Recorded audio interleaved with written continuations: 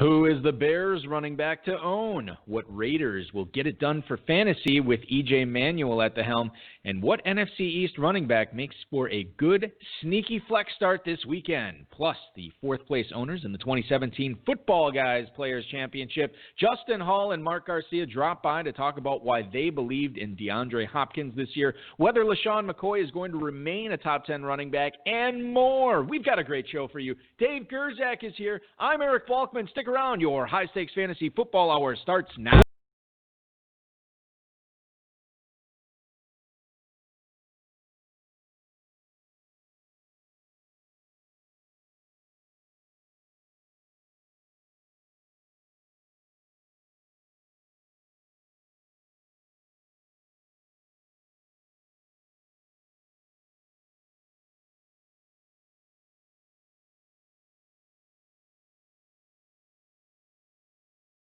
The day. Broadcast live and heard around the world. You are now listening to the most entertaining hour of radio on the planet.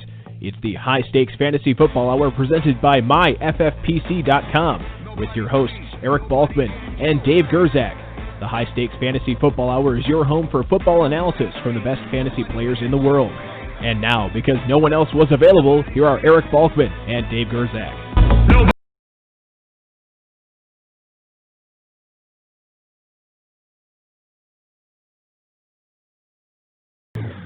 Thank you so much, Rob. Greetings and salutations, all you Balkaholics and Gerzakinetics. Welcome to the latest episode of the High Stakes Fantasy Football Hour presented by MyFFPC.com on right here on FFPC Radio. That's what it is. You're obviously maybe not slightly above average host, Eric Balkman, at least tonight. My co-host is indeed still the patron saint of fantasy football, the Dizzle, Dave Gerczak, coming up on tonight's show. What battered Packers can you count on in Week 5? Is there any Seattle back worth starting and more? Plus, Justin Hall and Mark Garcia join us to discuss their fourth-place team in the Football Guys Players Championship. And they don't know this yet. They're going to help us answer some start-sit questions as well for y'all. Shout out to the chat room right now. Feel free to post any questions you might have in there.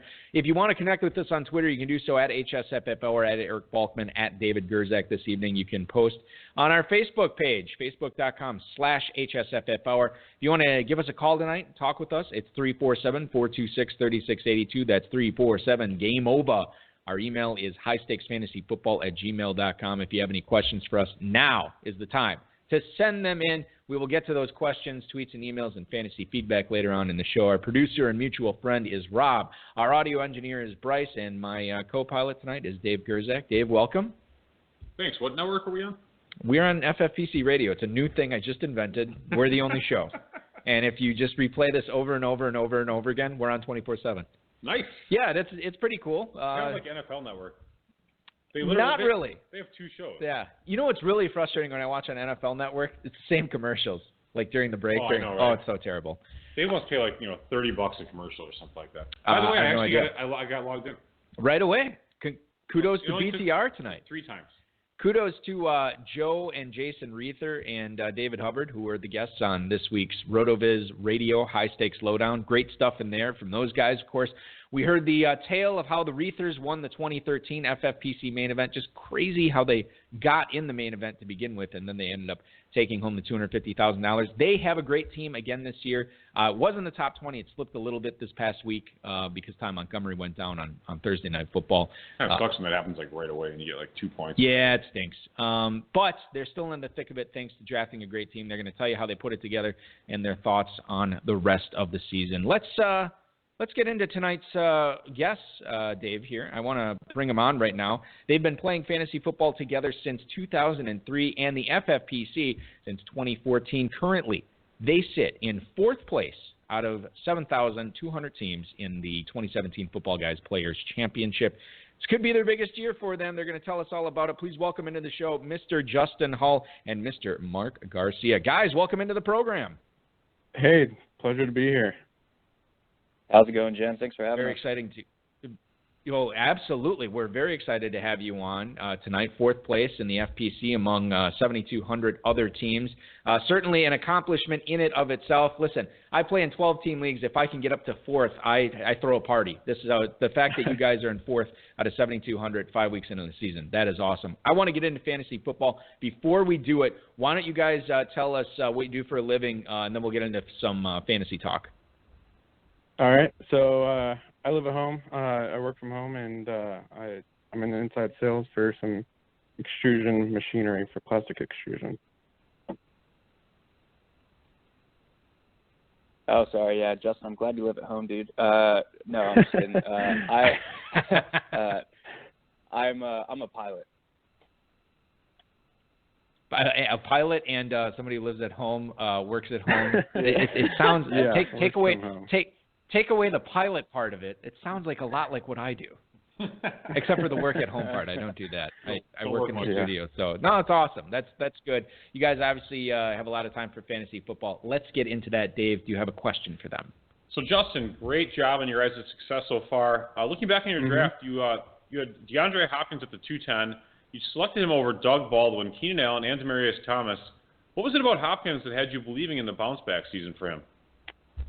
Yeah, so, I mean, we really tried to game plan this year looking around for high target potential, and we knew that DeAndre Hopkins was really the only target going into Houston, and we really just want to target him as well as other guys like Tyreek Hill, Steph Diggs, Pierre Garçon. So that was kind of our game plan, was to really pick out the high target guys. Was there?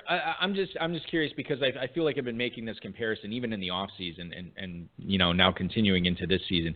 Was there any thought about taking, because you could get him probably in the 4th, sometimes the 5th round? Was there any consideration about Allen Robinson on getting him on a bunch of your rosters, Justin? Because you would imagine, given how he performed in 2015, you would think he'd be another high target guy.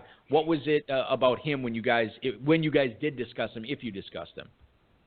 I don't know if we really discussed it too much. We haven't really been a big fan of his. I think the Jacksonville offense really, knowing that they had Fournette this year, was kind of focused on him.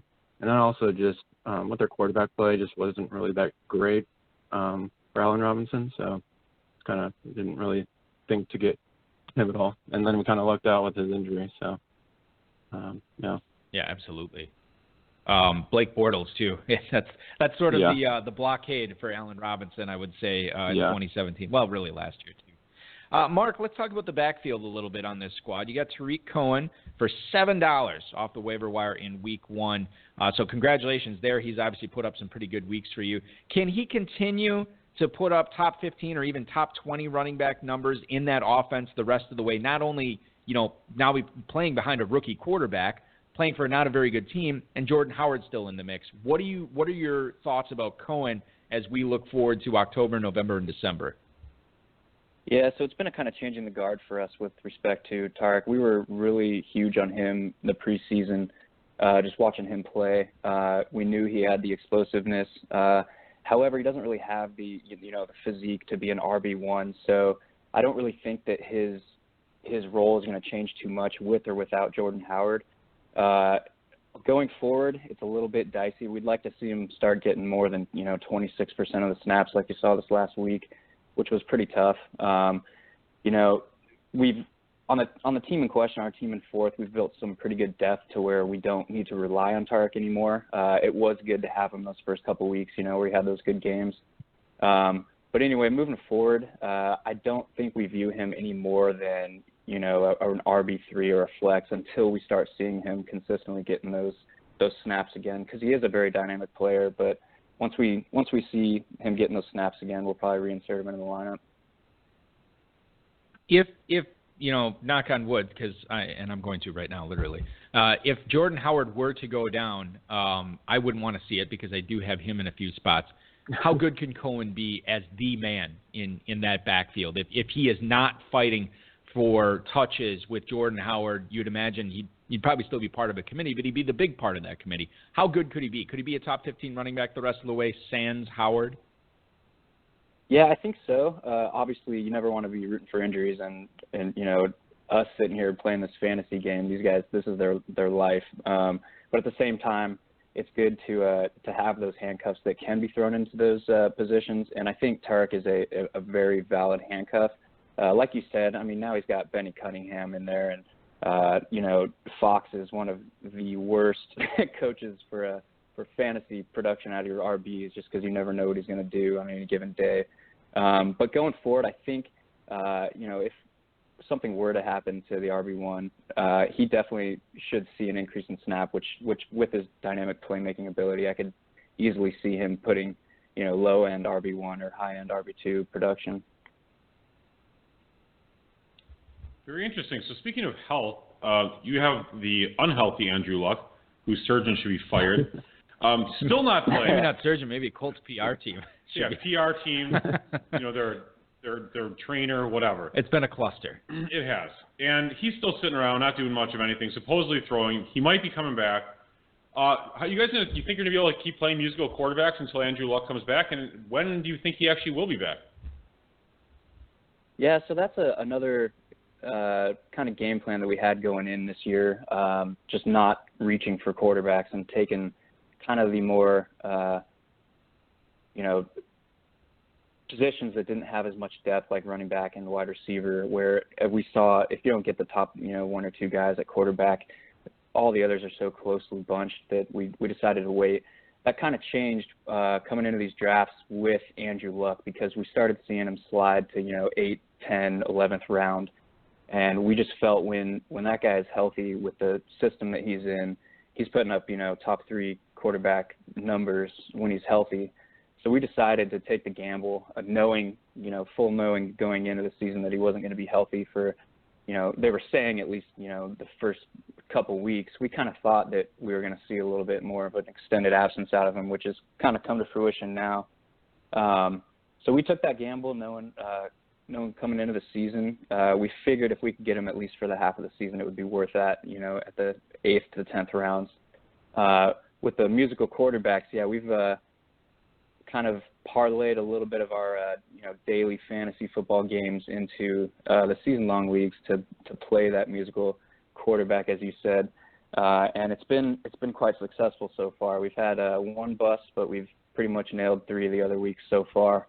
I think we can keep that up. I don't know if we're necessarily going to keep doing that now that we kind of landed on Deshaun Watson, and he's got a very favorable schedule coming up, so we might ride him for a while as we wait for Andrew Luck to get healthy. Yeah, even if you have a stud quarterback like Rodgers or Brady or Breeze or what have you, it's not like those guys are awesome every single week. So even if you're streaming quarterbacks, you don't have to be perfect to be excellent. You guys have been very, very good, through the first quarter of the season playing that musical quarterbacks. And the best thing about streaming quarterbacks is sometimes you stumble upon a guy that can just be a guy that you can play in the right matchups the rest of the way, and Watson, I think, is that guy. So certainly congratulations there with Watson and Luck. Are you guys – okay, let me ask you this, because this might put you on the spot as far as what you'll do in future weeks. Is there any consideration, knowing that Luck is still not at full strength – I mean, he is practicing right now. Is there any consideration of when the bye weeks hit and you need to pick somebody up, is he a guy that you guys would consider dropping, knowing that you have Deshaun Watson on this team now? That's an interesting question. I don't think where we're at right now, I don't think we would. We've held him this long. We've made the room for him to kind of hold on to him. And like we said, we view him as a kind of top 3 quarterback talent when he's healthy. So I think we're going to ride him out.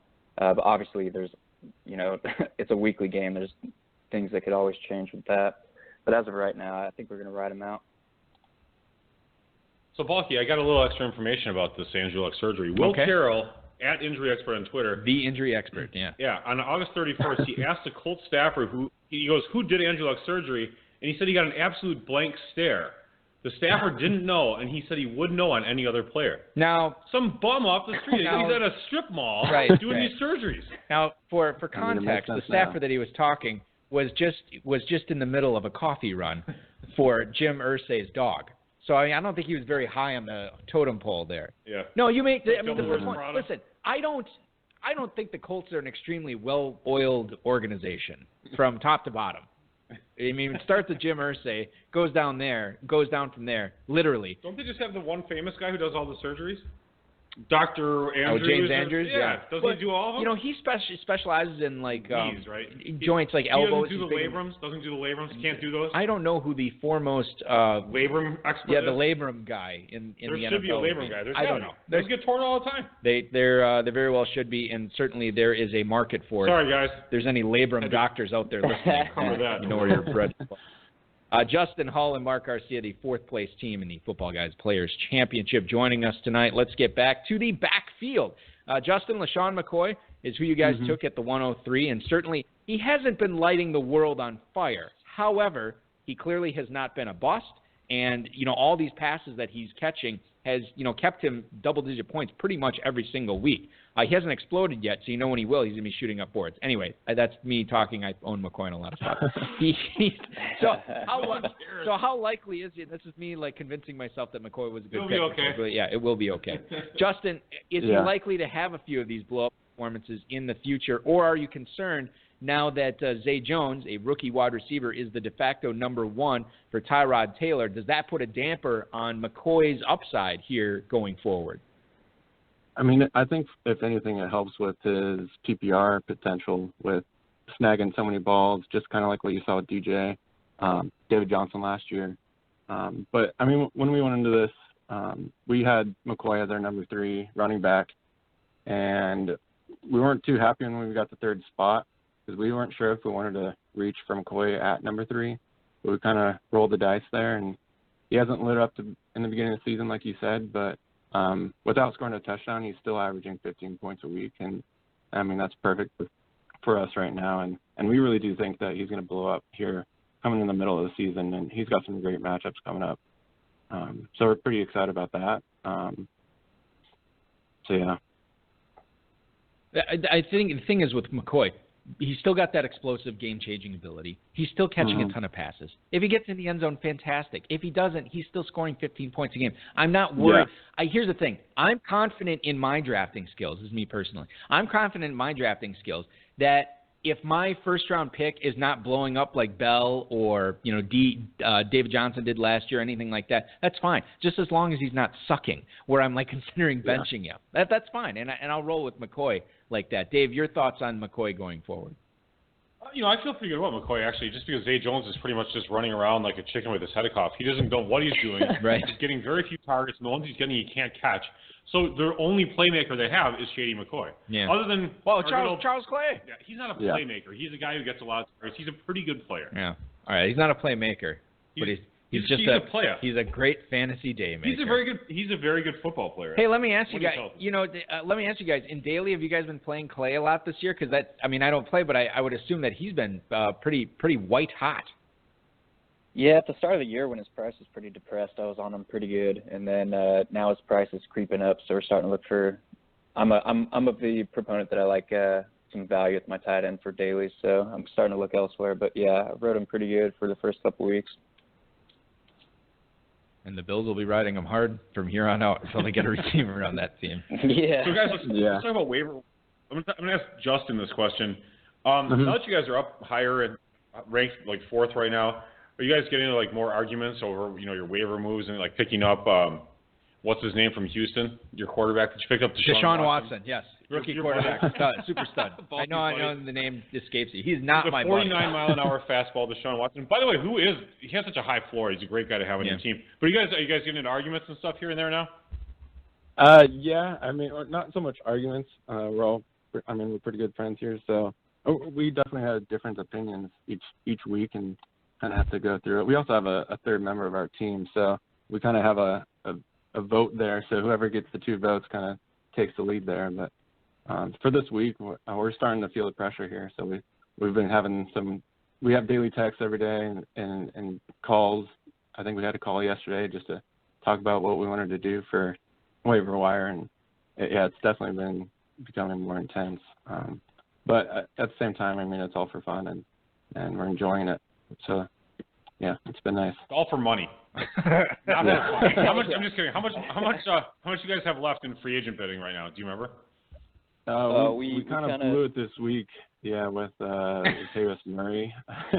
We're kind of hoping that he may break out, and maybe we kind of block some other teams from grabbing him as well. So Right now we're at 194 for this second team. Other leagues, I think we still got like 800 and 900 in some other leagues. But yeah, for this one we kind of blew. I think we went like over 500 for Murray just to 194 kind of have him make sure. Yeah, I think that's. Yeah, no, I think you guys are fine with the fab budget. Lat Murray's an interesting guy because I don't really like him much. Lat Murray? Yeah, Lat Murray. Yeah. There's plenty of people are calling that. He's not really a guy I'm excited about, and I don't like him. But there's a lot of smart fantasy high stakes guys out there that are like, Latavius Murray, bulky. I'm telling you, and I'm like, you know what? You can tell me. I didn't get him on very many teams. I actually ended up. It's one of those things in one of the Kentucky leagues this week, Dave. I didn't think I was going to get all these running backs, and I got like Procise, Eddie Lacy, and Latavius Murray, and it was like $500 or something I spent combined between those three guys. So I'm taking a hit definitely in my fab budget there. Much lower than 194. Let's talk about Dynasty here, guys. Justin Hall, Mark Garcia, the fourth place team in the Football Guys Players Championship, joining us on the High Stakes Fantasy Football Hour tonight. I'm Eric Balkman. He's Dave Gerzak. Todd Gurley has been crushing it. Potential league MVP candidate. Well, he's not even a potential. He is a league MVP candidate right now. Mark, since you guys own a Dynasty team together, what are you doing with a guy like Todd Gurley? If you have him, are you looking to, seeing what's out there, seeing what you could get for him? If you don't have him, are you trying to put together some offers to acquire him? Because he had a fantastic rookie year, as we all know, and then last year let everyone down. He's crushing it right now. Is he a guy that you'd be looking to either deal or acquire right now? Yeah, so Gurley's an interesting case, and that's a huge product. The talent's always been there, but the change in the scheme with McVay in there just really vaulting his usage, which at a running back, that's all you need. It's a big piece of the puzzle. For Dynasty, it's a little iffy because we do not have him, and right now his value is peaked to the point where we don't really want to be pushing to trade for him. In a redraft setting, it's a different story where for a one-season league, I think we would be pushing for him. But in a dynasty setting, it doesn't really make sense to be, reaching to trade for a guy who's at his peak value. You kind of want to be looking for those guys before they break out. One of the favorite things I have about this show is to be able to exploit our guests for my own personal gain in my league. So let me run this by you guys right now. Potential dynasty trade. So, Dave, I talked to you about this already. I offered Emmanuel Sanders a first-round pick, which I think will be the mid to late part of next year's draft. Whose pick? Yours? Mine, yeah. Well, that's I'm not being egotistical. I'm just saying, my team's really good. It's this. You and I have the two highest-scoring teams in that league. Oh, in Carrington? In Carrington, yeah. Because it was us and a bunch of suckers you invited to play. So, anyway, I don't want to hear it. I just put a lot of work into trying to get this league together. I'm sure you did. I did. To put it, I don't do any work on it now. Clearly, like your guest list of bad fantasy players that you put together. I appreciate it. It's helping out. So I offered Emmanuel Sanders, Dez Bryant, my first rounder next year for Antonio Brown because this guy put Antonio Brown on the block. Now he rejected it. I fully expected that he would. Here's what he countered with. He's willing to trade me Antonio Brown, but he wants Dez Bryant, my first rounder this coming year, and my first rounder in 2019. Yikes! Would you don't poison their minds yet? Sorry about that. Would you guys be willing, if you were looking to acquire Antonio Brown, would you give up Dez and 2 first rounders to get him? It depends on. I think it would depend on the outlook or the makeup of your team. Are you preparing for the future now? Are you trying to win now in the dynasty? Because if you take down a dynasty season, it's going to pay for your next 8 to 10 years right there. So if you're shooting to try and win now, I like to play the aggressive point where I might take that. Justin's a little bit more conservative, so we have those conversations all the time. I'm a little bit more aggressive. So if you were pushing and you had your running backs where you liked and you had some depth at wide receiver and you're pushing for a spot now, I would probably take that trade. Justin, do you agree with that analysis? Yeah, for this one, I think I would take the trade. I'm not really a big fan of Dez Bryant. I don't like him at all. He's kind of just a middle nowhere right now, and it doesn't seem like he's the focus of the offense. So I don't think you're giving up much with Dez. And 2 future first rounders might hurt, but if you consider yourself one of the best teams in the league, the late round first isn't really that critical. So I think if you can get Antonio Brown, who's a game changer, I think it's something worth while. Yeah, I mean, Dez is seeing 40%, target market share right now. I don't know necessarily if I see that coming down through the rest of the season. However, it's Antonio Brown. The dude's floor and ceiling is unmatched in the game. So. All right. Well, I appreciate that. And I happen to agree with a lot of what you're saying. Dave, you seem like you are. Are you taking the offer? You are a little bit more conservative on this. I want to hear your argument here on this trade. Yeah. We're just going to spend 45 minutes talking about my dynasty trade offer here. Yeah. I think Dez is getting a lot of targets this year. I mean, he's underperformed because he's been injured in the past.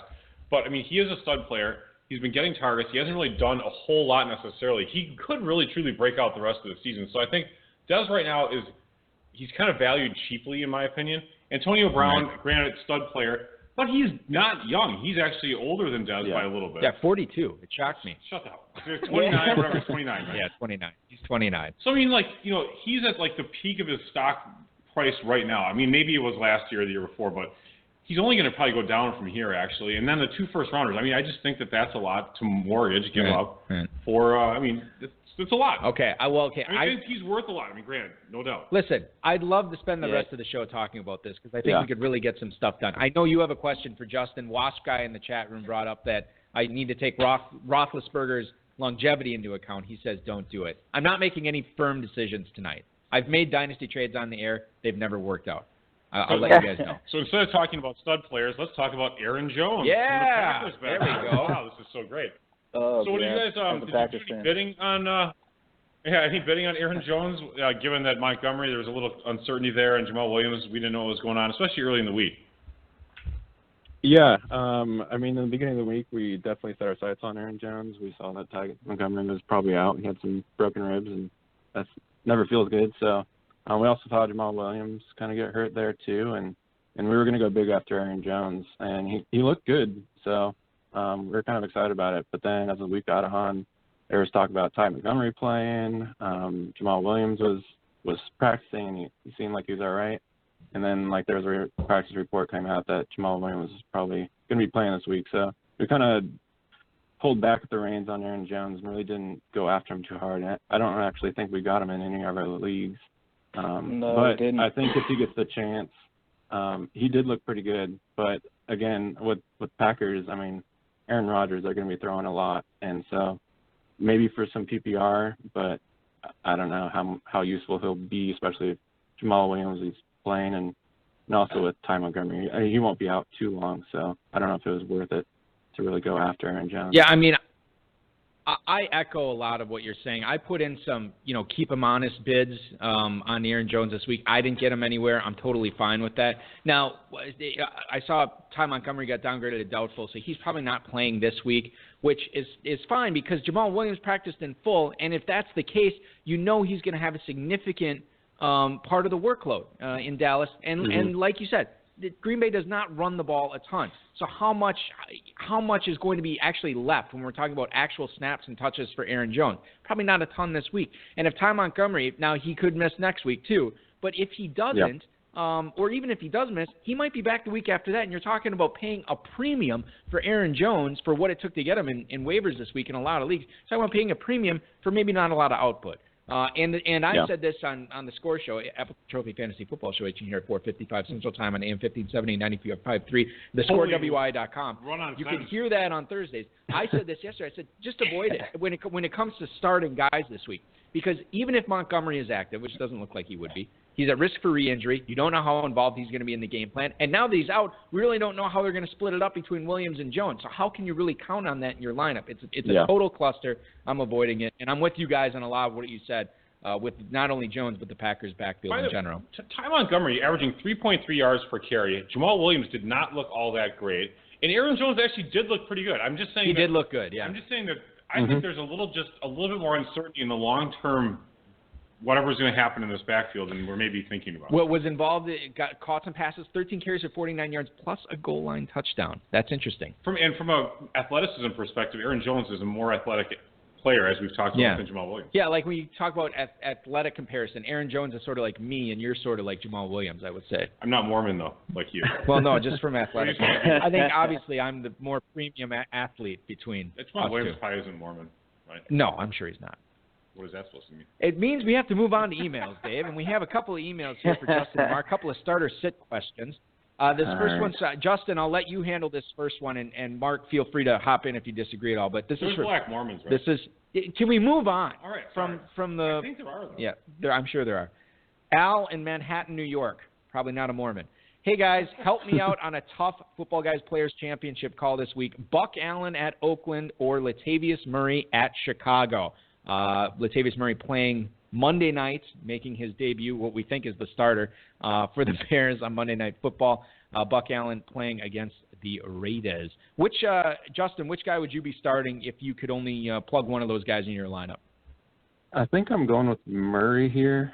We've got Buck Allen in our Dynasty League, and we've kind of been focusing on him the last couple of weeks, and it seems like his production's kind of gone down, and the addition of Alex Collins, and it seems like he's really running hard. And I don't know, it seemed like Buck Allen's really not getting his touches he was seeing in those first 2 weeks. And I kind of like the potential of Murray, maybe a couple goal line carries. May not have a lot of yards, but I think he can do a little bit more than Buck Allen this week. So that's where I'd go. Mark, you agree with that? Yeah, I'd have to agree. Yeah, I'd have to agree. I mean, okay. With Latavius Murray, you're looking for, you're not looking for that splash play, that 60-yarder or anything. You're looking for him to get, punch up one or two in, which I think he's capable of this week. Mark, I'll let you take this next one then, and Justin, feel free to pop in after Mark's done. Tony in Hazelhurst, Georgia. How's this for a blast from the past starter sit? Jason Witten versus the Pack or Brandon Marshall hosting the Chargers? FFPC scoring. Good luck the rest of the season, guys. That is Tony in Hazelhurst, Georgia. Back in the day, this was a tough question.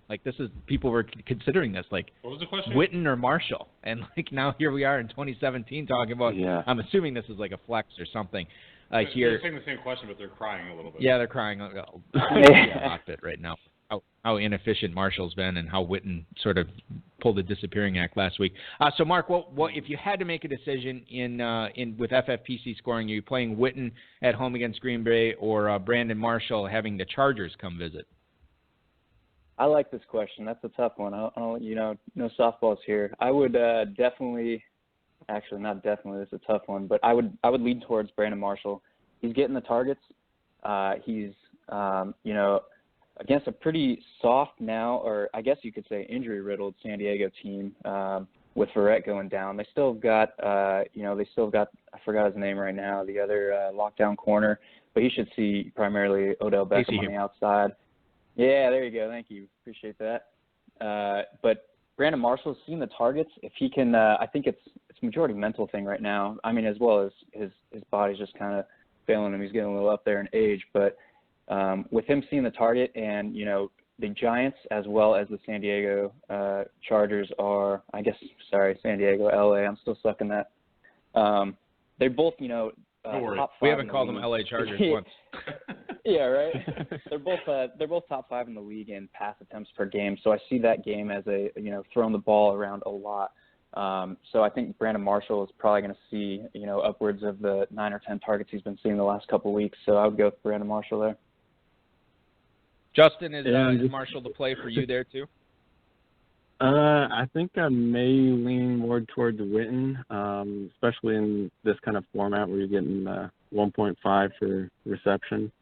And I think the Dallas Cowboys and Green Bay Packers are going to be a high-scoring game this week. And I also kind of look at the way as I don't know if Witten can have 3 weeks in a row where he's not going to catch more than one ball. So I think I might take him more than Marshall. I think Giants have more receivers like Sterling Shepard and OBJ, and then their tight end Ingram. So I don't know. I think I'd take Witten there. Dave, I love my Green Bay Packers, but you know what I love more than my Green Bay Packers? Starting my fantasy players against the Green Bay Packers, because it usually works out. So it's hard for me to disagree with Witten. I could see it both ways. I'd probably lean toward Witten with the FFPC scoring. I think Marshall is a fine play as well. Final question for these gentlemen, Dave. All right, we're going to start with Mark here. First of all, and then Justin, you can go after Mark. Give us a stud player that you would consider benching this week, and then a sleeper that you just might have to insert into your lineups. Maybe not the great team, but some of your other not as good teams. All right, well, I'm going to go bold here. I would say stud to sit would be Antonio Brown. It's hard to say that. It pains me. But his matchup just couldn't be any worse this week. He's going to see the targets, but, either cornerback that he's going to be going against hasn't allowed more than 60 yards in a game. So that's going to be my sit. For sleeper, I'm going to play a little bit of the quarterback roulette here and give a bold call for Jay Cutler. Yes. This is fantastic. Yeah, buddy. Listen, hold on. I got to tell you, we've been doing this question for a long time, Dave. I mean, since the show started. Have we ever had a wider chasm than be bold? I mean, it's a bold call. Bench Brown, start Cutler. This is a landmark day on this show. You heard it here first. Okay. This is the cojones call. This is the cojones call. Mark, talk a little bit more about why Cutler is a sneaky start this week. All right, so the Tennessee Titans are really, really poor in the secondary. They are a little bit banged up. They're really poor in the secondary, and they're actually pretty stout run defense, up to their top 8 in run defense right now against enemy running backs. So another one of my sits will probably be J.J., but going against that, those banged up corners as well as the corners that they got playing, I could see Cutler thrown between 250 to 300 and 2 to 3 touchdowns, especially with the dynamic receivers that he's got there. The dink-offs through the middle, and then the deep balls to Devontae Parker. Devontae Parker rips off one that pads Jay Cutler's numbers pretty significantly in one splash play. So you heard it here first. I see Jay Cutler going 250 to 300 with 2 to 3 scores this week. Yeah. I literally have heard it here first. Yeah, literally. Just real quick, Al, before you go ahead here, Justin is going to go next. Yeah. Alex actually in our little Las Vegas Super Contest. Alex Kaganowski, prognosticator. We each pick a winner, and he took the Dolphins to win this. Yeah, there you go. Plus 3 at home. Yeah. So I think he's a believer in smoking Jay Cutler. Okay, yep, more Wildcat. That's what I say. Run that more. Justin, go ahead with your guys. All right, so my bust of the week is Kareem Hunt, and that has nothing to do with that. I do not own him in any of my leagues. No, I'm just joking there. I wish he wasn't so good because we didn't get him at all this year. But my real bust, I think I'd go with Ajayi. I kind of agree with Mark on a little bit of the Jay Cutler and the receivers. Maybe not so much Cutler, but I like more the receivers this game. And Ajayi Come on, man. really hasn't had that great of a year so far. So I think I'd pick him. And then for my breakout player or potential sleeper would be ASJ for the Jets. Just kind of no targets on that team. The Cleveland Browns are horrible against the tight end. I think I'd go him, try and pick him up and play him. Great stuff tonight, and I got to tell you, you guys certainly finished strong. This is one of my favorite answers to this question tonight with the start and sit. So listen, appreciate your time, guys. Good luck the rest of the way. Thanks so much for coming on the show. May the ball bounce your way this weekend, and go Jay Cutler. Yeah, buddy. Hey, thanks for having us. It's been an honor. Hey, appreciate everything you guys do. Thank you, guys. All right, I appreciate that. Thank you so much. Thank you. Kind words and sit Brown and start Cutler. That's Justin Hull and Mark Garcia. Yeah, that was great. Football Guys Players Championship, Cutler. 4th place teams. It's fantastic. Every time you get some positive words about Jay Cutler, it puts me in a better mood. It's just I'm a little speechless here. Just thinking about that. Love for Cutler is good love. I don't think it's one of those. It's one of these things. I know you want to be bold, but man, if I'm setting my lineup, there's got to be people I'd rather play, or there's got to be. It's going to be hard for me to find another receiver that I like more than Antonio Brown. You know what I mean? Right. Like, it's so difficult to actually make the motion to sit him. Do you remember back in 2008 when we were playing in the other contest? and we were doing very well. Oh, that's called whack-off. And we had to make the quarterback. Well, you didn't have to, but you actually spearheaded it. The quarterback change that we made in Week 16, where it was either Kurt Warner or Phillip Rivers, right? That was the decision. Yeah, it was. It was Warner versus Rivers. Oh, yeah, so it wasn't whack-off. Oh, yeah, it was Warner versus Rivers, and go ahead, you can tell the story. Warner, massive wins. They weren't playing for anything. Didn't have to win, yeah. Yeah, and Rivers was actually in Tampa in 70-degree balmy weather. And you were like, listen, we need to sit Warner, and I'm like, dude, it's Kurt Warner and it's Phillip Rivers. And then you explained it to me, and you're pretty forceful about it. I'm like, you know what? I don't know if he's intimidating me. I don't know if it's the interrogation. But I'm on board now. Yeah, it worked out great. I think you didn't even have to waterboard me. I think Rivers had 2 touchdowns in the first 7 minutes of the game, and then he had 15 fantasy points, and Warner was already pulled out of the game. You know what was great is 30 yards. This is when I was dating my girlfriend at the time, and she lived across town, and I went to church with her family on Sunday morning, and then I stayed there to set lineups or what have you, and we were talking about this, and then after that. They were going off to do something. I was going back to my apartment to watch games. And in the time it took for me to drive across town, that 15 minutes, Rivers had already thrown 2 touchdowns. Yeah. It was insane. And you were calling. I was totally dangerous. I was texting and calling you while I was driving. And back in that time, it would take 2 minutes for a text to go through. Yeah. Hey.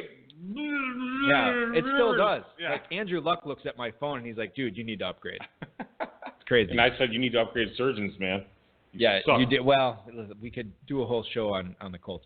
Speaking of doing a whole show, I'm going to get this out in the open here. Big day for Balky today. Yeah, you know what? Tell us a little. Brag yourself up a little bit. I'll brag myself. Listen, I brag myself up all the time. We're going to hit a new level tonight. Yeah, you won in Spanish. It was 20 tres number of awards or something in the college ranks of awards that you won. Dave, I've lost count. It was just so many. Yeah. Anyway. I mean, you did submit for every single award, so it's not every single one. You submit for no, 50 awards, you win 20. I submitted for a bunch, yeah. But it's beside the point.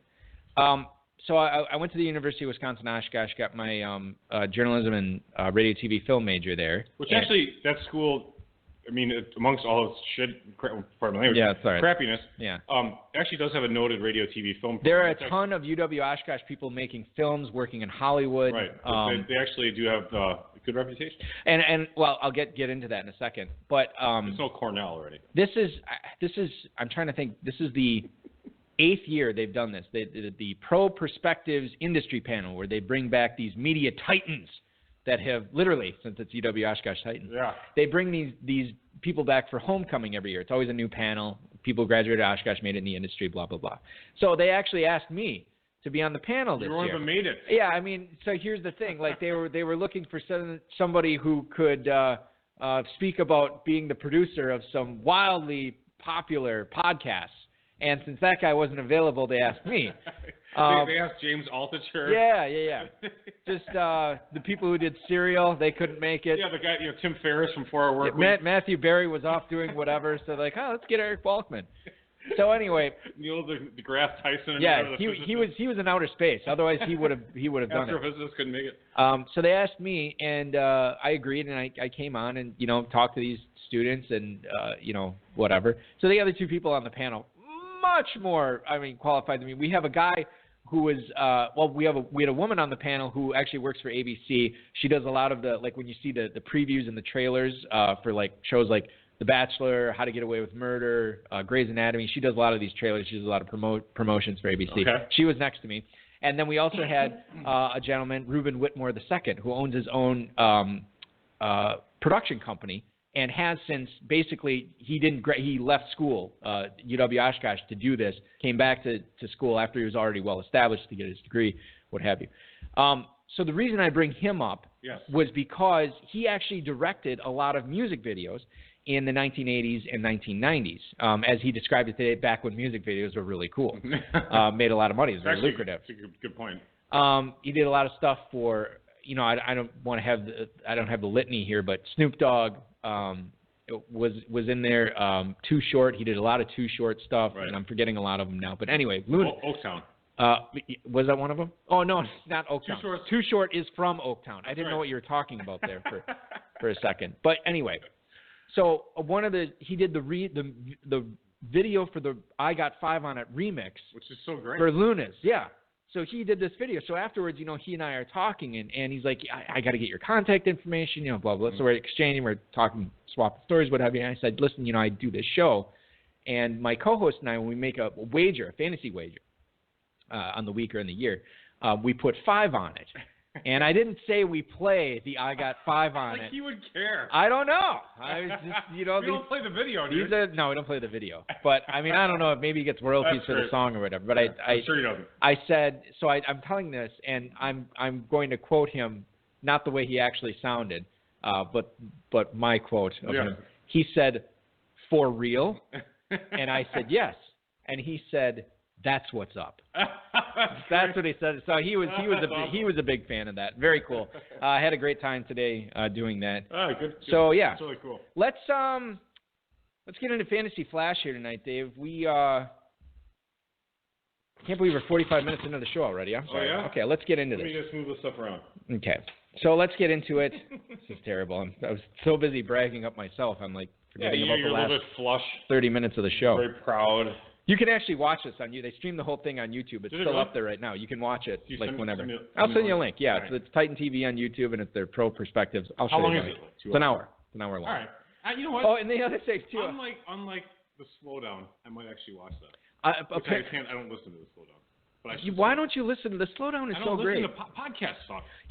And then the other. Especially this one is the worst. Speaking of podcasts, they introduced me, and I actually got a round of applause. And I was waving, and I said, "Thank you, happy to be here." It's totally embarrassing. Yeah. For what? They talked in my intro. They talked about the slowdown, the RotoViz high stakes slowdown. They did not mention the high stakes fantasy football hour at all. That's a lower rated program. Well, apparently, yeah. You've superseded us. Yeah, that's very very crazy.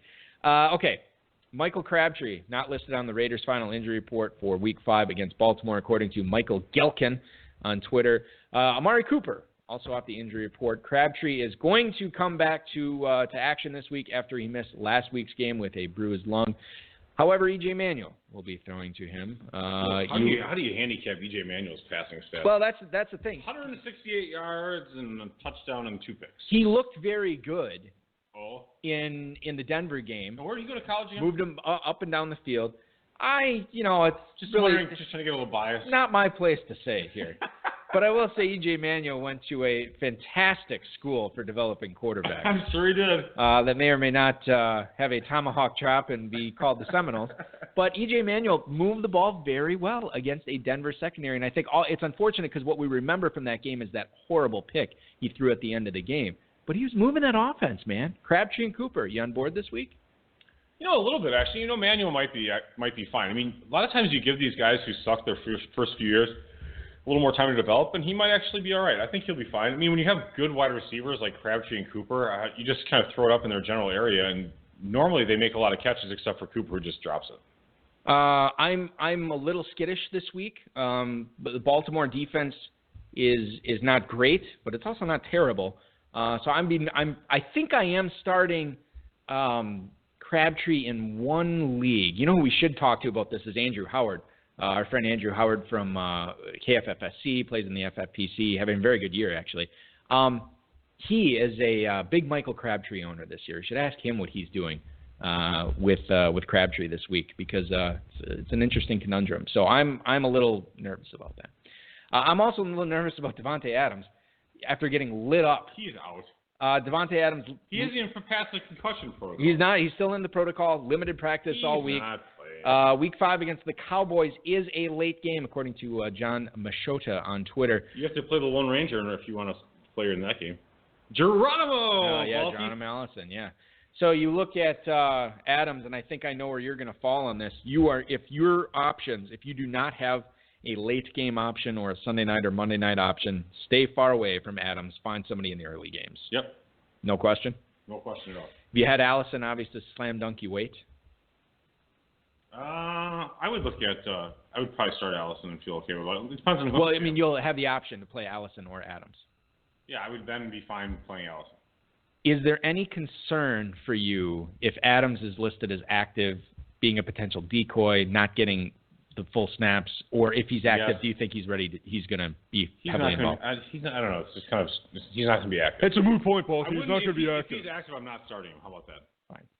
Ty Montgomery is listed as doubtful. He's not playing. This according to the rap sheet on Twitter. Okay. Are you agreeing with me? Well, what's the question? I'm asking you. You see it as a I'm statement. telling you. I'm waiting. Make a statement, then do you Well, want me to say typically when I something? make a statement, you usually disagree with me. Okay, he's listed as doubtful. I would say it's probably doubtful that he plays. Okay. What are you doing with Aaron Jones and Jamal Williams if you have both of them? I'm feeling uncomfortable. I would not play either one. I'm trying not to. I talked about this with Mark and Justin.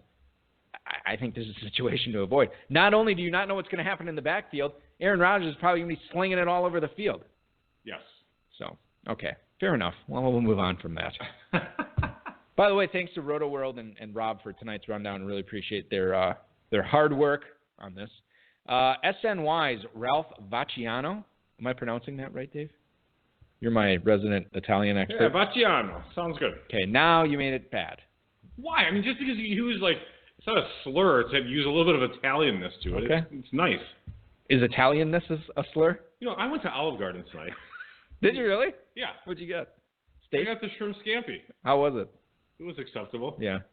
I mean, but if you get the veal parmesan, they'll look at you like you're a racist. Yeah. Probably. I'm looking at you like you're one. But it's just like a blonde girl who's serving you. It's not like Right. some Italian person. Named Kelsey. Anyway, Ralph Vacciano thinks that Wayne Gallman could end up with the majority of carries this week. Paul Perkins is officially out. Orleans Darkwa, the fantasy force that is Orleans Darkwa, coming off a back injury. So it could be Gallman's game to shine, really. He actually looked pretty good last week, and there's a chance, Dave, if Gallman performs well, it just could be his job the rest of the season. Now, the offensive line has looked pretty terrible. I don't know if you saw random shots a couple of weeks ago. Or was that the Giants or the Seahawks? No, the Seahawks. I never read random shots Gotta because read it's random so shots. good that it drags me into a 10-minute time suck. I don't want to do the time suck. You Sorry, just Joe gotta- Bryant. I'm not reading your stuff because it's 10 minutes of my life wasted, even though it's good. Joe, I read it twice because I know Dave doesn't read it at all. I really don't. It's too good to Anyway, I think time on. the thing I was referencing, I think it was the Seahawks offensive line. Oh, I know what I saw in random shots. They're introducing the Giants offensive line a couple of weeks ago on the broadcast, where they Yes. Aaron From Rodgers, the Cal, Ohio State, right. yeah. And as they're introducing, their play was going on. And it was E.J. Manuel, like Northrop High School. Right, enough. But they're introducing the offensive line, and Eli Manning was getting sacked as these offensive linemen are introducing themselves. Really fantastic. That's good. Really good stuff. Austin Eckler. By the way, Gallman this week, Yes. before we get to Eckler. I feel pretty good about him. Yeah. I might think he might be all right. I picked him up in a couple of spots, and I don't know how much I spent on him because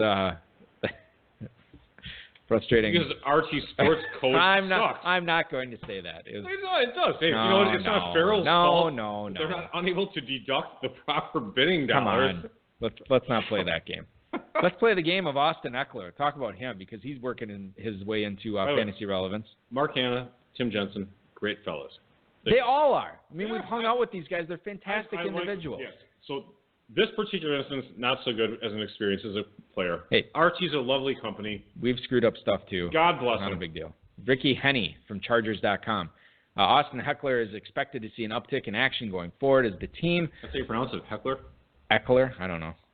Looks. We should ask Cecil Lammy. Cecil Lammy knows because Austin Eckler, as he so eloquently friends said. with him? No, but Cecil Lammy's best friend's sister was Austin Eckler's middle school teacher. That's right. So small world there out in the wild, wild west. Cecil knows. Yes.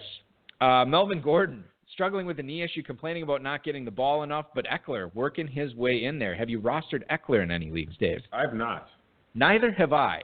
And I think it's because my teams are so awesome, but it's probably not. Honestly, I just can't find a spot on the roster for him right now.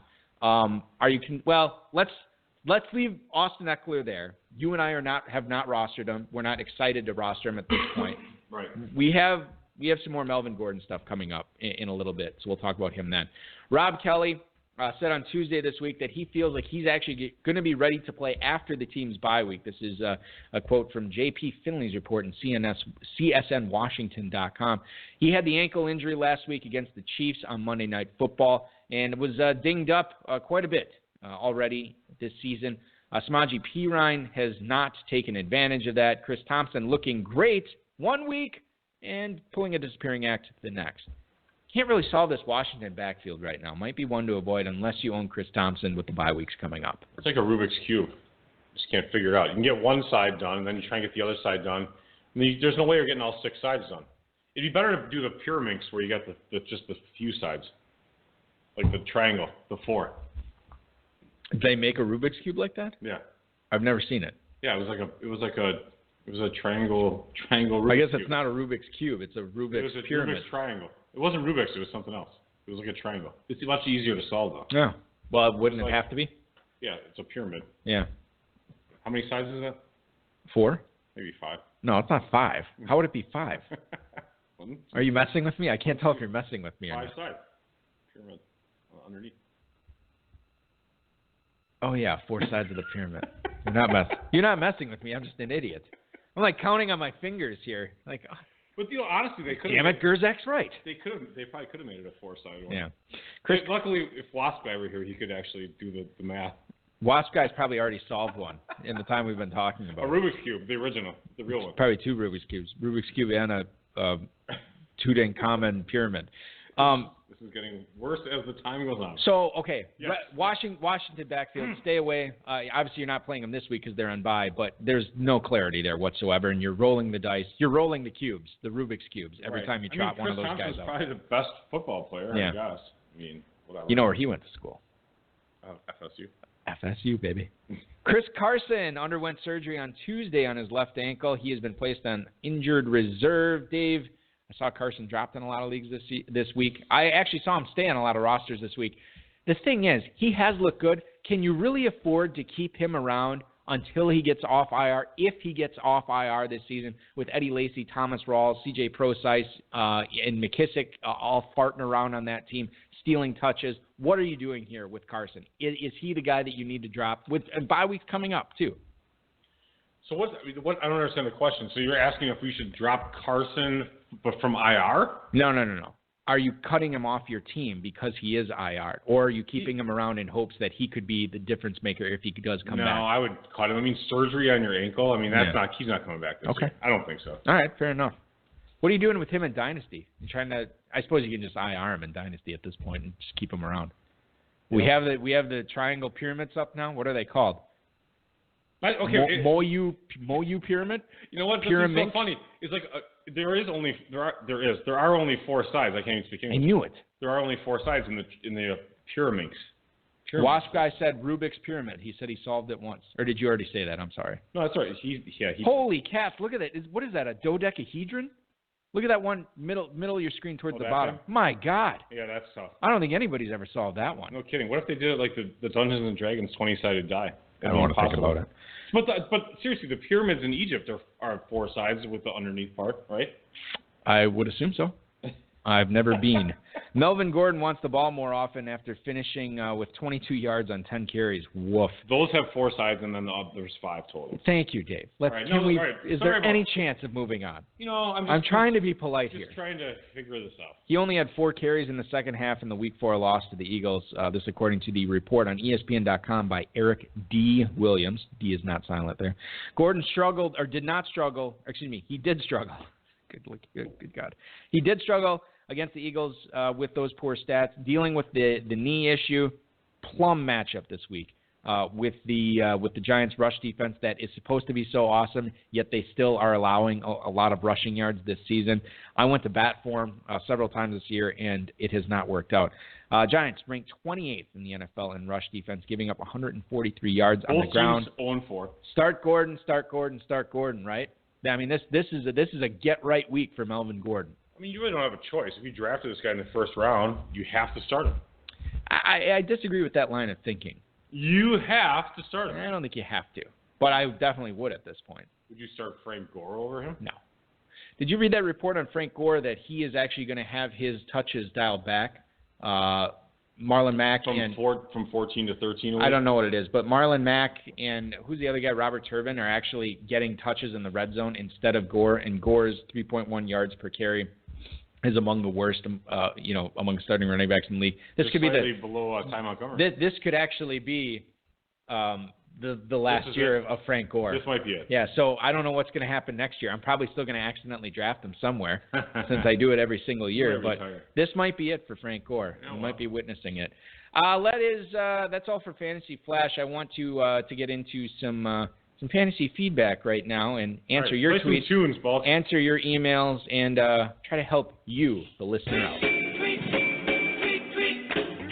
Got a question for Eric, Dave, or tonight's guest, send them a tweet at HSFF Hour on Twitter. Email the show at highstakesfantasyfootball@gmail.com. Post it in the chat room during the broadcast. Hashtag your tweet with HSFF or just smack Eric in the head.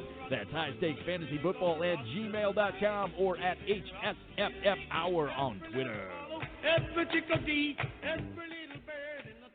Leading things off tonight is Phil in Fort Walton Beach, Florida. Hiya, fellas. Is Deshaun Watson for real? Are we finally seeing the Lamar Miller we all thought we'd see when he'd signed in Houston? And are Hopkins and Fuller the new Cooper and Crabtree?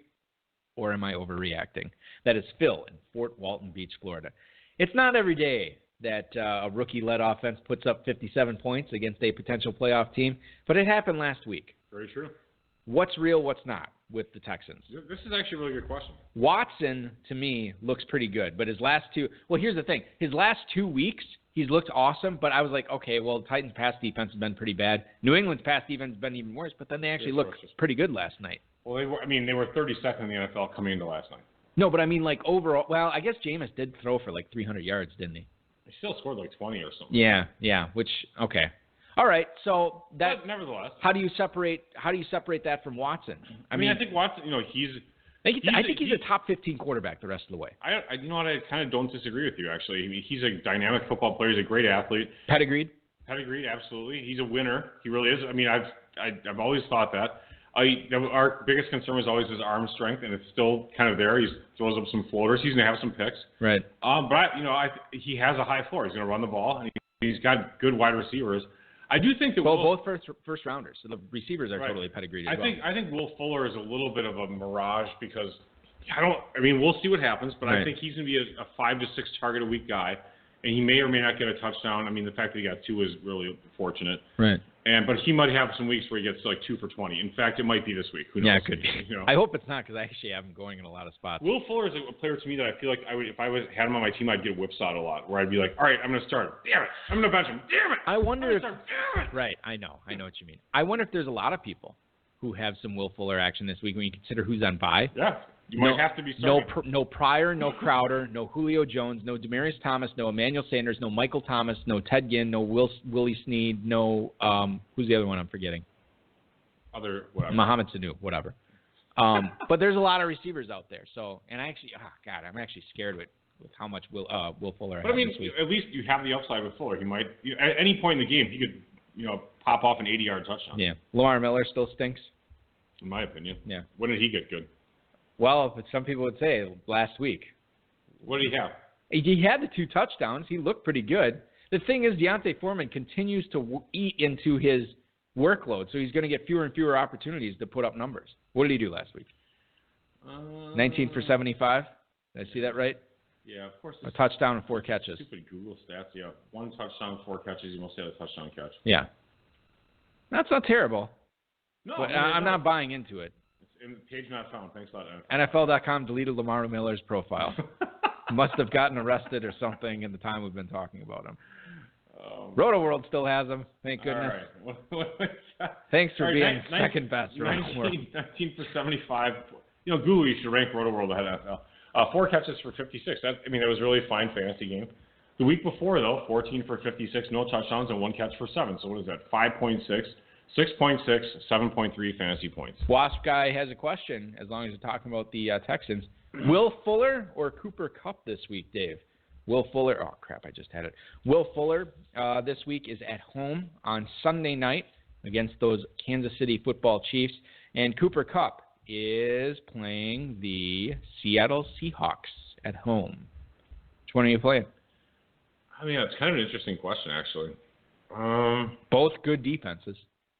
Yeah, I feel like the way the Seahawks run their defense, Kupp might actually get a lot of targets being the slot guy over the middle. And Jeremy Lane expected to miss this week. And then I feel like I feel like Fuller will actually do all right against the Chiefs. I mean, the Chiefs. I feel like that game might be kind of higher scoring. I do like the Chiefs actually to win that game. I would start Fuller just because I think he's a second-year guy. He looked good last week, but I'd be fine with Kupp. I would, if I had to make the decision myself, I'd be playing Fuller. Yeah. In fact, I think I did have to make that decision in a league this week, and I'm playing Fuller over Kupp. When it's all said and done, where does Kamara finish among running backs this year, and does he now have a weekly top 20 running back floor? Thanks, guys. That is Tom in Sterling, Illinois. Alvin Kamara. Well, we all saw this coming. Mark Ingram, Adrian. Some people did. Some people did. Mark Ingram and Adrian Peterson. We blew it. We probably did. Well, that's not news. Mark Ingram and Adrian Peterson drafted significantly ahead of him in most leagues this year. We did not blow Adrian Peterson's his ranking. We did not screw that up. We thought he was going to suck, and he has sucked. What's funny is I totally believe that, and I still drafted him in 2 leagues, like just in case I was wrong. I got screwed. It was 0 RB, and I had to pick somebody. That's fine, whatever. I saw a stat, and this might have been in Random Shots today, that Adrian Peterson's on pace for like 324 rushing yards this year if he stays healthy. Isn't that insane? Yeah, he'll be healthy. He's just not going to do anything. And now the fact that the Vikings signed Stevan Ridley this week blew my whole Adrian Peterson back to the Vikings conspiracy theory. That ain't happening. Yeah. Kamara, though, top 20 running back the rest of the way. I would have to guess no, but he's got a shot, actually. He's such a good PPR back that it's definitely possible. I would think Ingram just didn't have that. Kamara had the big game last week, and I think Ingram's going to be, back in the mix a little bit more. In week 6. There is no way on God's green earth that Alvin Kamara is a top 20 running back the rest of the year. Okay. But he's a top 25 running back the rest of the way. Whatever. Yeah. No, honestly, I do believe that. I think he's somewhere in there. So I'd feel all right starting as my second running back every week, as long as I had good receivers. Is Amir Abdullah's performance this year the quietest breakout we've ever seen? Gene in Baltimore, Maryland. I looked this up. He hasn't really broken out, Dave. Do you want to guess where he is among fantasy points for running backs as of right now? 27. He's 22nd. Yeah. So, I mean, he's a fringe running back. I don't think that's really a breakout.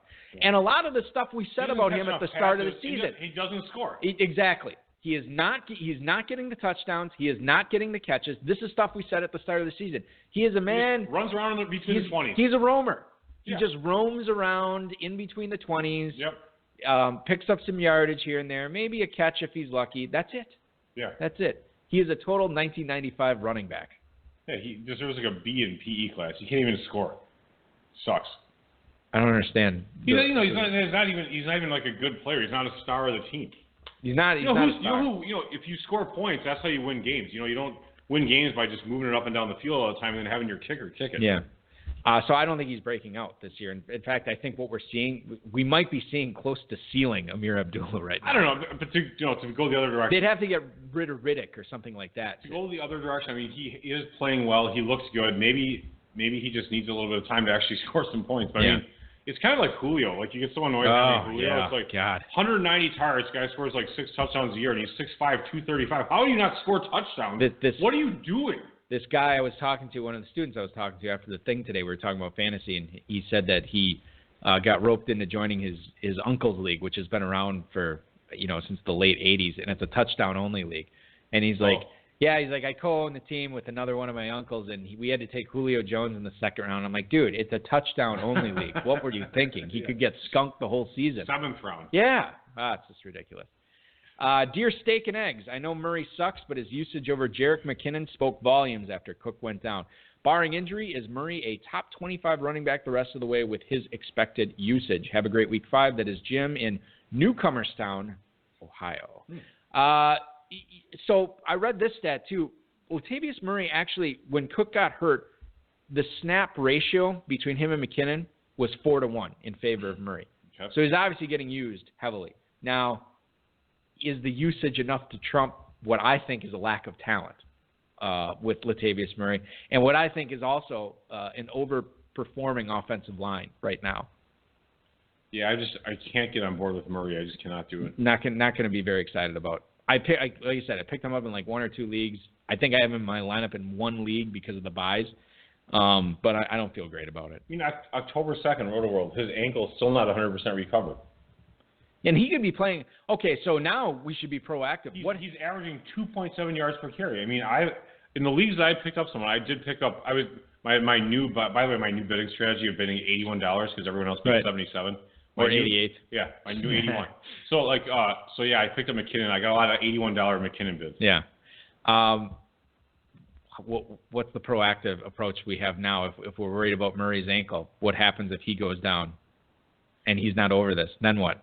I don't know. By the way, picking up Stevan Ridley for $1 isn't all that dumb of a thing. Cecil Lammey, because he worked out for Denver this past year, and he said Lammy did? No, not Lammey didn't work out for him, but he was watching Ridley work Invincible. out, and he was really surprised. Like he said on one of the podcasts, he's like, I couldn't believe that was Stevan Ridley running around. Looked really good. Yeah, I believe it. Maybe Ridley's the Sharky guy. Ridley's going to do numbers this year.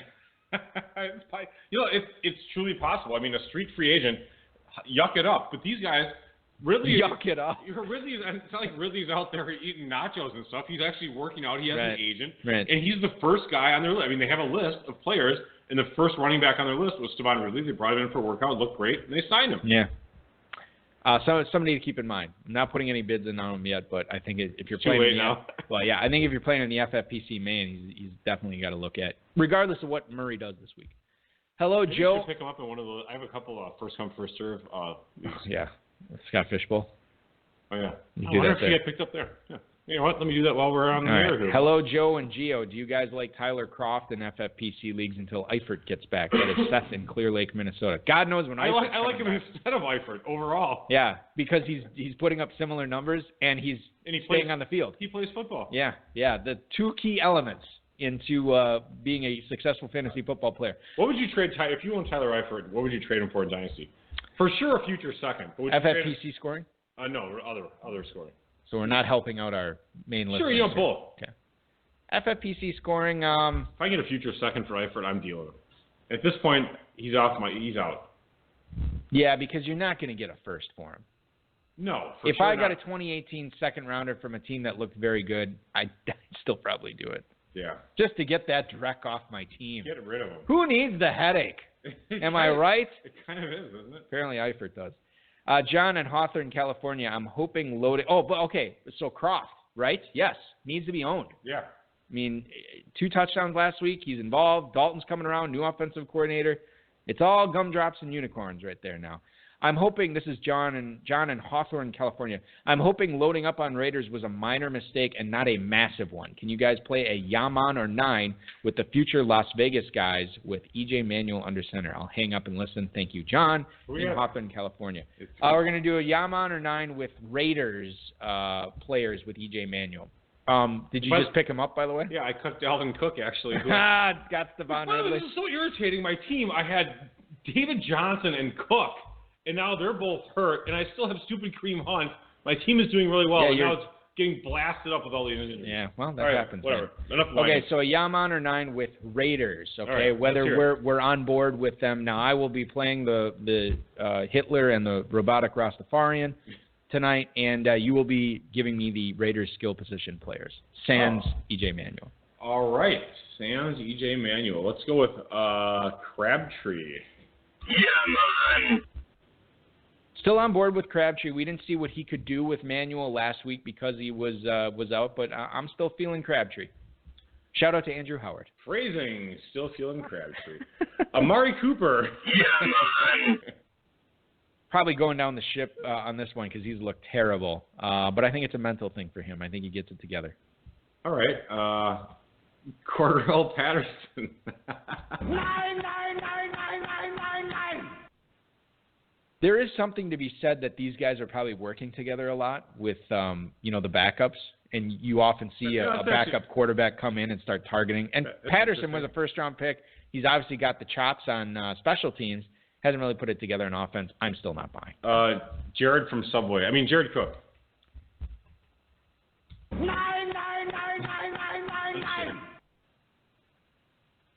A tiger don't change his stripes, Dave. Still Jared Cook. He looked good for a couple weeks. I'm not buying long term on Cook. All right, Marshawn, I have like 12 fantasy points in the season. Lynch. What? Oh, yeah. He sucks. Who do you think they're going to turn the offensive keys over to? Well, It's going to be Lynch. Who do you want winning a game for you? E.J. Manuel or Marshawn Lynch? Put it this way. When E.J. Manuel's at Florida State, if they had the opportunity to put the game in his hands or Marshawn Lynch's hands, Marshawn Lynch probably would have had 70 carries in the first half of those games. They're going to ride him hard. What are they saving Lynch for? I'm being somewhat serious here. I agree. I don't know, because he's terrible. All right. Giorgio Telvecchio. Yeah, man. I actually bet on Manuel moving the offense just close enough for field goals and then not putting it in the end zone. So there is something to be said for All right. Telvecchio. Did you like the way I said his name? Yeah, it was great. Okay, moving on. He ate at Olive Garden yesterday. Giorgio Telvecchio? Yeah. I don't think he's ever eaten at an Olive Garden. He got the soup and salad combo. Unlimited? The breadsticks. Yeah. He was looking a little puffy. You got to carb down, man. Carb down. Bruce in Boston, Mass. Once again, Corey Davis is taking a knee for me this week in fantasy. Am I better off dumping him and trying my luck on the waiver wire? That is Bruce in Boston, Massachusetts. Bruce, I have Good question. I have a few words for you. Nine. Don't drop Corey Davis. Like, I know things are going to get rough over the next month with the buys. Don't drop Corey Davis. I'm still believing in him. He's a player that I could see getting dropped and actually who has a really good weeks 9 through 16 when he gets healthy. Yeah. So I actually do agree with that. Find a way to keep him. Hey, Balky and Dave, could you play a Would You Rather with Doug Martin in his first game back? Well, that happened already, so we will not. We will skip that one. Yeah, he's going to do pretty well. Were you surprised at all? What did you think about Martin's performance last night? I think he looked great. He looked very good. Yeah. And I think all the preseason fluff pieces could have been accurate. They weren't fluffing. He was heavily involved. Very heavily involved, and it was at the expense of the other Buccaneers running backs. He's a guy. Jacquez Rogers, they look terrible, so it makes sense. You can look at starting him at running back next week pretty comfortably, I think. Absolutely. I think he's a top 15 back. And you know what's great about him? No bye week for him the rest of the way. Kidding, that's right. Greetings and salutations. How does the value of guys like Wright, Miller, Howard, and Cohen change with Bunsen in and Beaker out in Chicago? That is Kenny in Owensville, Kentucky. All right, that's too many things to figure out right now. Okay, it's not a big deal. Kendall Wright. Just don't worry about it. Bears skill position players with Trubisky. Yeah. How do they change with no Glennon? Is it an improvement?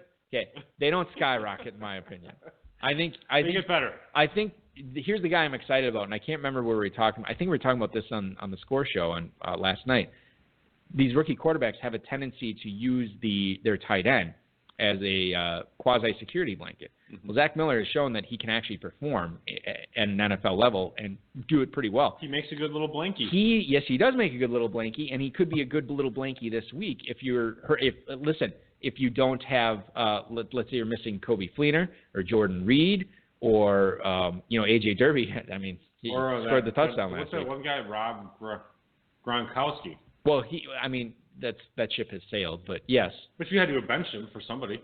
Well, hopefully, Zach Miller's available for you, in those leagues. But it's interesting. Be watching Zach Miller this week. I think he's an interesting cat. Yeah, you might be right. Not very excited about Kendall Wright or any of the receivers. I don't know how much this affects Howard or Cohen really that much. Probably not. It's probably a. The offense I would think, is going to do better. With Trubisky? Yeah, I don't know if it starts this week at Minnesota or no, it's at Chicago, I think, isn't it? He's got a strong arm. He's just a better football player than Glennon. He is more talented. That's He's looking Chicago. in preseason. Yeah. He'll throw a few more picks. It's fine, but they might be more competitive. I guarantee they're going to get more offense, more yardage, more offense. Overall. He beat Florida State last year, so there's something to be said for that. There sure is. That was back when they didn't have that French guy that got hurt. DeAndre Francois. Mike in Greenville, Michigan. My waiver wire is picked clean, and I have Breeze and Simeon on bye this week. I picked up Manuel on Wednesday night, but I am definitely having buyer's remorse. Could you guys play a Would You Rather with him and other awful quarterbacks? Much obliged. That is Mike in Greenville, Michigan. Let's do our worst here and do a Would You Rather with E.J. Manuel, Dave. So would you rather have but would you rather start E.J. Manuel this week or Sam Bradford may not play. Let's skip him. This is terrible. E.J. Manuel or Matt Castle, assuming Marcus Mariota is out.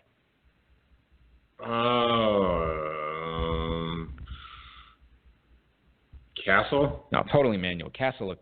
Manuel's playing Baltimore. Dude, Castle threw to the other team last week more than he threw to his own guys. It was terrible.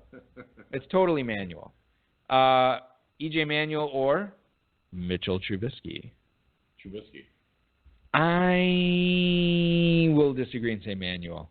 See, now I can't even play the game anymore because my Florida State bias is coming through. Let's do one more here. E.J. Manuel, Dave.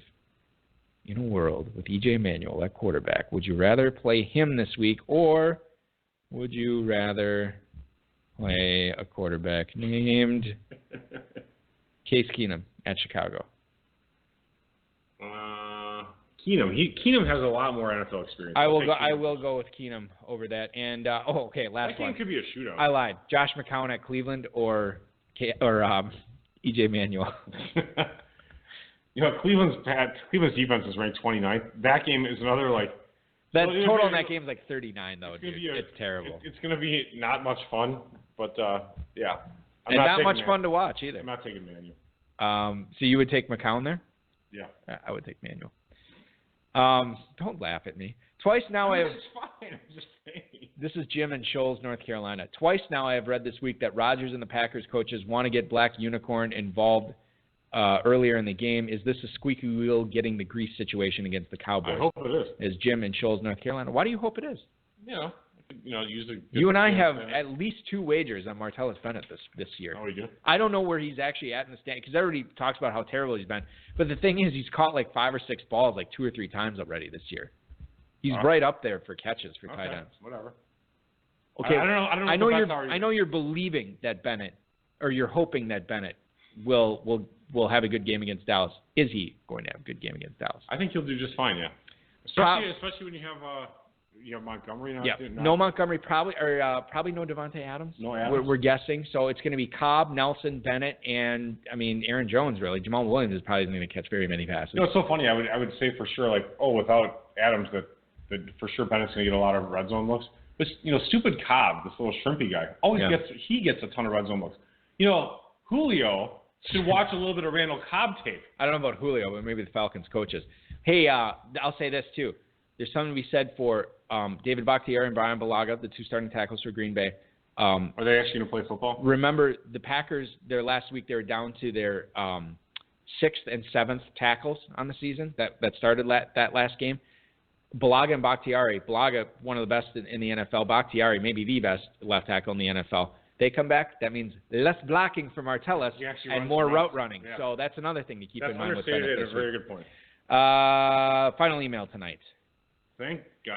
Cool. Yeah. Dean in Bridgeport, Connecticut. Hello, gentlemen. I'm running out of patience with Amari Cooper. Do I bench him this week? Other options are Cobb, Rashard Matthews, and Shepard. Have a great weekend. That is Dean in Bridgeport, Connecticut. Okay, so this is interesting. Amari Cooper, would you consider benching him? Now, Amari Cooper, for what it's worth, at home against Baltimore.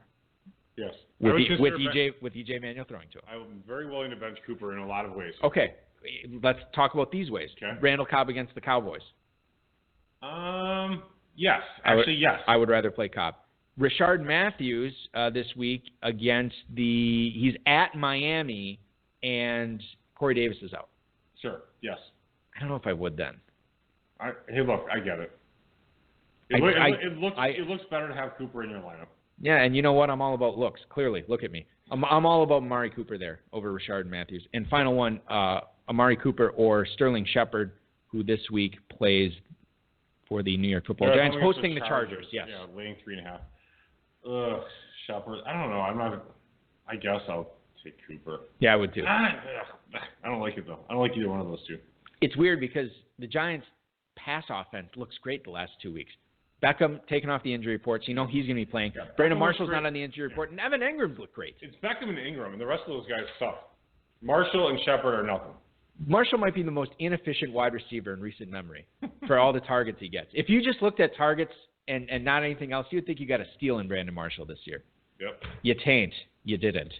Okay, that's going to do it for our show, ladies and gentlemen. Thanks to Justin Hall, Mark Garcia, Dave Gerzak, the FFPC, Rob, Bryce, and, of course, all of you. A very happy birthday to 2 former guests of the show, Alex Blake, celebrating a birthday today. And our good buddy in Shaker Heights, Ohio, Jason Kahn, celebrating a birthday today. And more importantly, my daughter Olivia Gerzak tomorrow. Yes. Happy birthday. Happy birthday, Olivia. Yes, it's like a weekend-long celebration. Yeah, Jason Kahn being forced upon us. Jason Kahn wanted to take her out in downtown Cleveland this week. I don't know if you knew that. She's hanging out with Josh Gordon, actually, so she's good. Yikes. That's not Father of the Year here. The cleaned-up Josh Gordon. Well, God, maybe this is his way of showing the NFL, look, I'm taking this,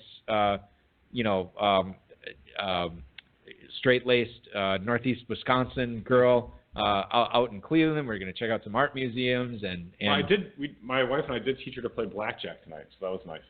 You are not doing yourself any favors. She was the dealer. She's going to hang out with Josh Gordon. By the she end knows how to play blackjack. By the end of playing, she was the dealer, so she figured that part out. Yeah. Who to be. Well,